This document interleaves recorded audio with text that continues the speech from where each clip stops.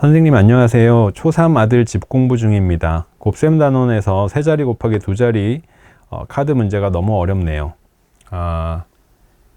요거는 제가 어떻게 할까요? 이건 따로 영상을 찍거나 아니면 찍어 놓은 영상을 그 어머니에게 어떻게 하는 게 좋을까요?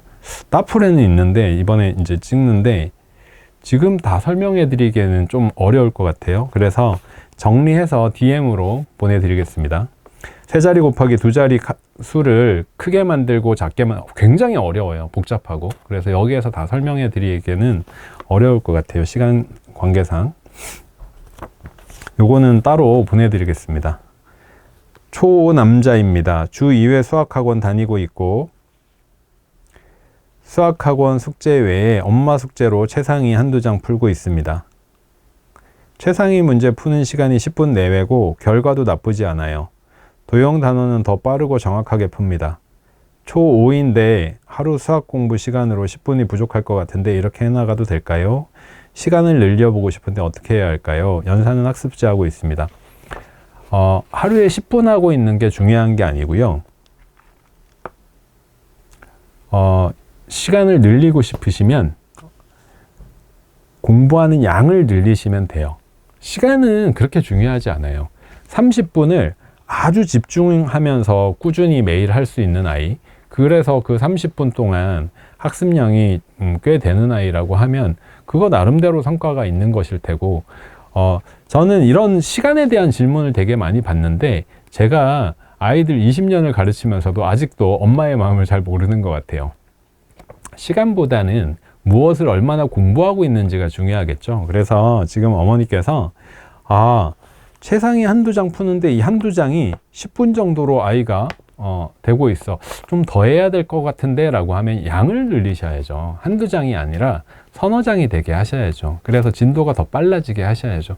양으로 생각을 해주세요. 그래서 아이가 공부하는 양이 얼마나 되는가. 제가 이제 방송할 때 말씀드린 것처럼 4학년 이상이 되면 교과 같은 경우는 한 주에 한 단원 정도는 할 수 있는 습관이 붙는 게 좋다. 초등 그 분량 기준으로 해서 아주 두꺼운 책이 아니라면 한 주에 한 단원 정도는, 제가 예전에 센수학이 유명해지고 나서 센수학이 초등에 내려왔을 때 초등 센수학 책은 절대 선택하기가 어려웠어요. 왜냐? 너무 두꺼웠거든요. 이 두꺼운 책을 아이들이랑 진도를 나가고 공부를 하려면 여기에는 다 담겨 있을지는 모르겠지만 너무 힘들었어요. 이렇게 아이들 시키기가. 그러니까 한 단원을 도저히 한 주에 나갈 수 없고 2주, 3주에 걸쳐서 풀어야 되는데, 그러면 연습은 충분하겠지만 그것보다는 책을 바꾸어 가면서 반복 학습하는 게 더 낫다고 판단을 했었습니다. 그래서 너무 두꺼운 책을 선택하지 않고 적절한 두께라고 했을 때 한 주에 한 단원 정도를 풀고, 그리고 다른 책 한 두세 개 정도도 같이 공부해 나갈 수 있는 진도라고 하면 적절하다고 생각하거든요. 그런 어떤 그 로드맵을 짜보시면서 아이가 재학년권 어느 정도, 이 정도면 선행도 좀 할 수 있겠지라는 속도를 보시는 거지 하루의 공부량으로 판단하시진 않아 주셨으면 좋겠어요. 이 아이가 10분을 엄청 집중하고 있을 수도 있잖아요. 그러면 20분, 30분으로 늘리고 싶으시면 공부하는 양을 늘리시면 되죠. 그렇게 판단하시면 될 것 같아요. 그렇게 결정해서 아이와 얘기해서 우리 한두 장 하는 거 3-4장으로 늘려서 다음 계획에 대해서도 같이 세워야죠. 그렇게 얘기하시면 아마 아이가 따라올 것 같아요. 초3입니다. 연산은 잘하는데 응용심화는 힘들어요. 문제집을 5장을 풀었을 때 연산은 한두 문제 실수하는 것 같은데 응용심화는 4-5문제 틀리는 것 같아요. 문제 이해를 못하는 경우도 있고요. 생각하는 힘이 부족해요. 따풀을 시작하고 싶은데 3학년 1학기부터 하는 게 좋을지 2학기부터 시작해서 반복하는 게 좋을지 고민돼요. 1학기부터 하세요. 1학기부터 하시는 게 좋을 것 같습니다. 심화의 이해를 못하고 이런 부분들은 결국은 수학 공부는 이해를 기본으로 해야 되고, 저는 이해하는 거, 원리를 아는 게 제일 중요하다고 생각하지만 유형을 많이 풀어보는 게 현실적인 실력을 키우는 답이기도 합니다. 그래서 수학은 암기 과목이다라고 얘기하는 사람이 있는 거죠.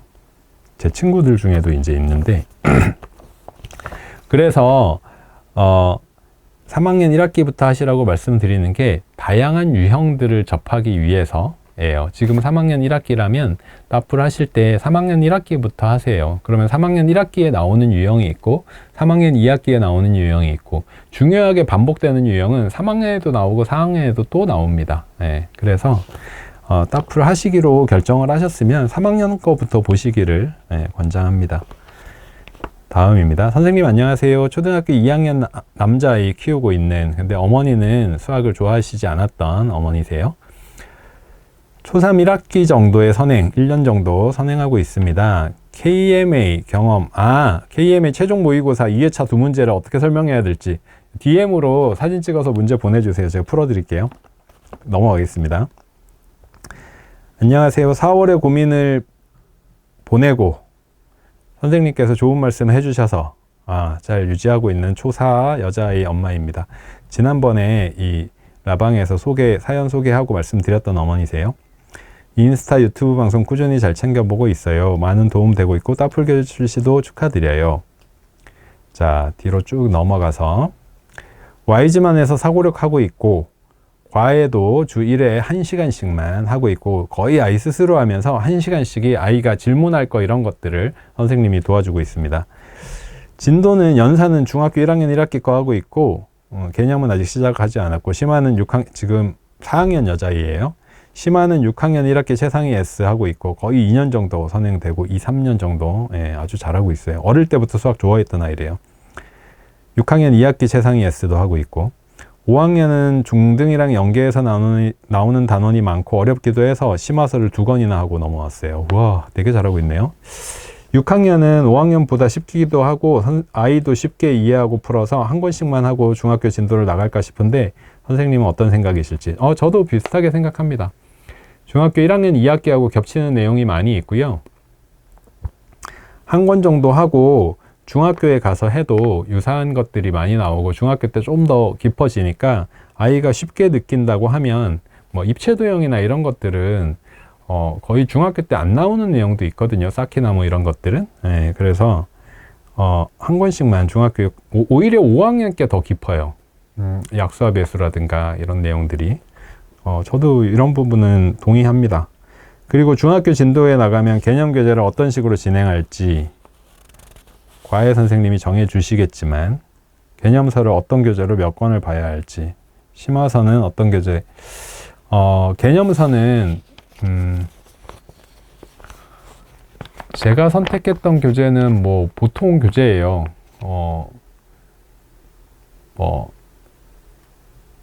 책 이름이 생각이 안 나는데 개념 원리 뭐 이런 책들이죠. 개념 유형 이런 책들. 그래서 근데 개념 원리나 개념 유형의 문제가 개념에 대한 설명은 풍부하지가 않아요. 그러니까 거의 개념에 대해서 정의처럼 되어 있고 문제들로 익혀 초등 기본서를 제가 좋아하지 않는 이유도 이제 그런 방향으로 되어 있어서인데,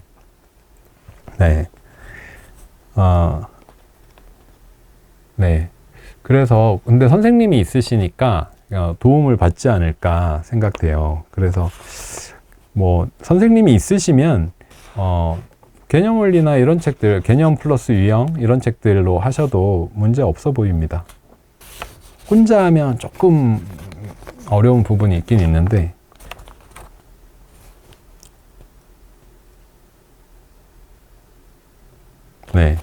그래서 이거 너무 많이 걱정 안 하셔도 될 것 같아요. 개념서 하나 하고 그 다음에 센 수학으로 넘어가고, 센 수학 하면 학교 시험 정도 수준에서는 어느 정도 공부가 되는 거거든요.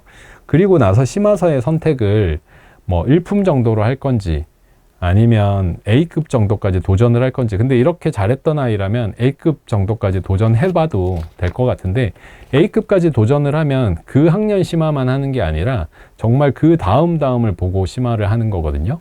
그래서 A급은 선행을 다 충분히 한 다음에 보는 게 낫다라고 얘기하는 선생님들도 있으시더라고요. 중등 쪽 전문가들 중에는. 그러니까 A급 정도까지는 안 하고 뭐 1품이나 이렇게 해서 준심화서 이 정도에서 할지 결정을 하시면 될 것 같아요. 그래서 중등 심화서를 2-3권 푸는 아이들도 있습니다. 제가 6권까지 푸는 아이를 봤어요. 심화서만. 네, 실제로 봤습니다. 다음입니다. 4학년 아이, 남자아이 어머니세요. 원리샘 6학년 거 하고 있고요. 대구 수성구 학군지에서 탑반 선행 5학년 2심화하고 있는데, 아이가 선행이 쉽다고, 쉬운 거 한다고 관두고 싶어 한다고 해요. 연산 선행은 되어 있고 수감도 있고 연산 아주 잘하고 있어요. 그 다음에 학원에서 수업 전 복습 테스트도 만점을 받고 있는 아이예요. 근데 아이는 스스로 공부하고 싶다라고 한다면 4학년이고 5학년 심화하고 있고 선행이 1년 반, 거의 2년 가까이 되는 아이네요. 학원으로 하라고 하고 싶은데 혼공이 맞을지, 제가 그 기억이 이거 사연 보고 나서 제가 그 생각이 떠올랐어요.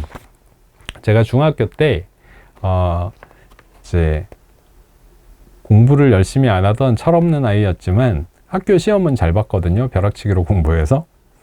그랬더니 학교 선생님이 저희 어머니를 부르셨어요. 그래서 어머니한테 이런 말씀을 하셨죠. 아이가 공부머리는 있는데 공부 좀 시키셔야 될 것 같습니다. 학원이라도 좀 보내세요. 이렇게 말씀하셨어요.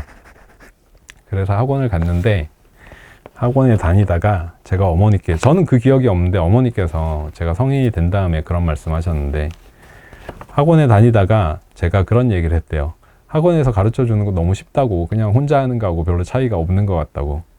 그래서 어머니는, 그때 이제 제가 아버지가 되게 일찍 돌아가셔서 가정 형편이 되게 안 좋을 때였는데, 어머니가 되게 고맙다고 생각하고 학원을 끊어주셨다고 그러더라고요. 네. 근데 저는 중학교 시절에 사실 공부를 열심히 하는 아이가 아니었고 했기 때문에 학원을 끊고 공부를 안 했었어요. 시험 공부만 했었고. 그래서 지금 이 아이 같은 경우에 혼자 공부를 할 수 있는 태도가 있는 아이라면 저는 둘 다 선택할 수 있을 것 같습니다. 다만 엄마의 마음 쪽에 이제 편을 들자면 학원을 보내는 게 훨씬 마음이 편하겠죠. 네. 그래서 이거는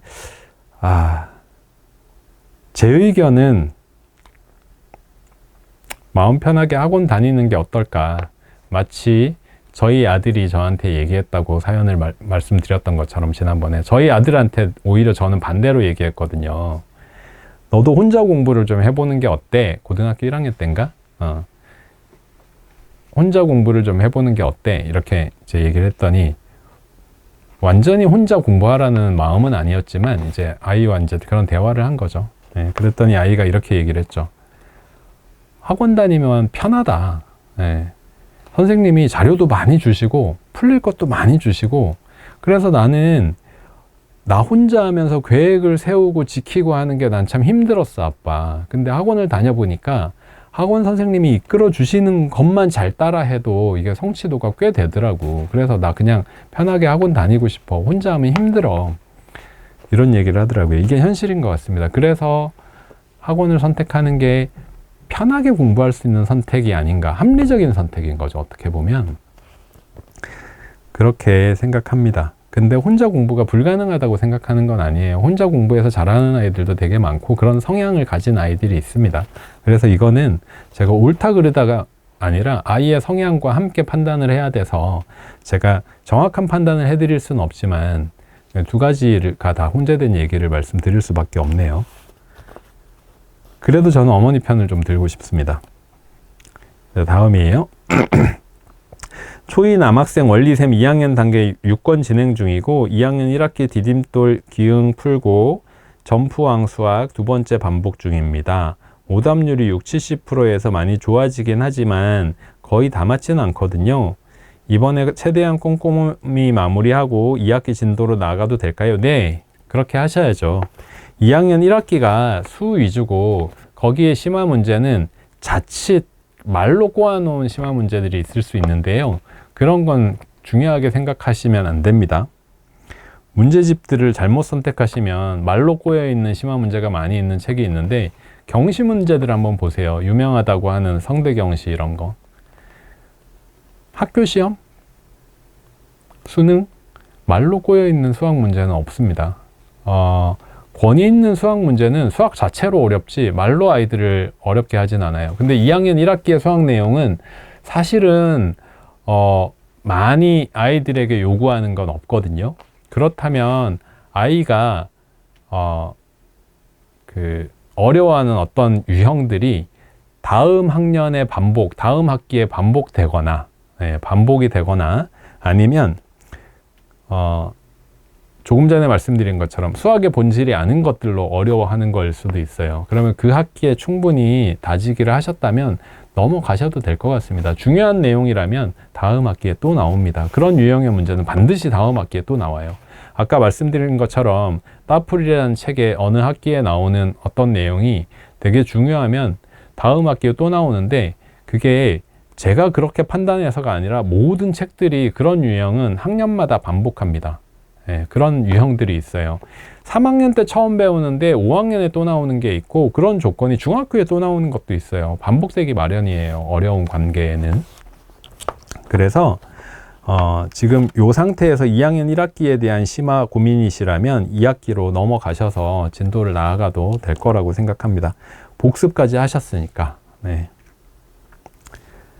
그리고 그 복습했을 때 어려운 문제 이런 부분들은 당장 많이 반복한다고 하면 그건 외워지는 것밖에 안 되고요.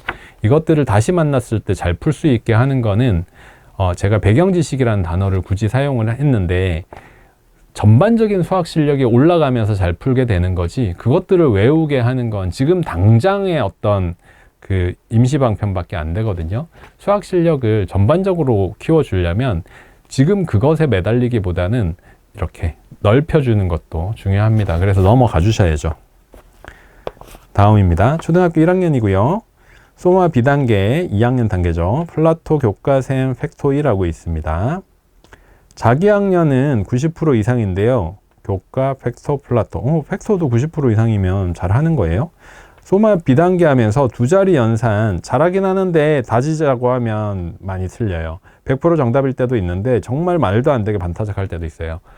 한 자리 연산하다가 두 자리 연산하면 두 자리 연산에서 아이들이 이제 그런 일들을 겪게 되더라고요. 아이들은 수가 커지거나 조금이라도 복잡해지면 그게 난이도예요.